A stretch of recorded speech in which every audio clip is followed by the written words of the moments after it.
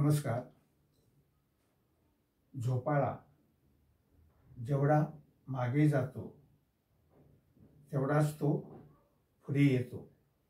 झोपाळा जेवढा मागे जातो तेवढाच तो पुढे येतो. त्याचप्रमाणे सुख आणि दुःख सुख आणि दुःख जीवनात बरोबर येतात. जीवनाचा झोपाळा एक पाऊल मागे गेला तर तो पुढेही जातच असतो. नेहमी जात असतो. लक्षात ठेवा.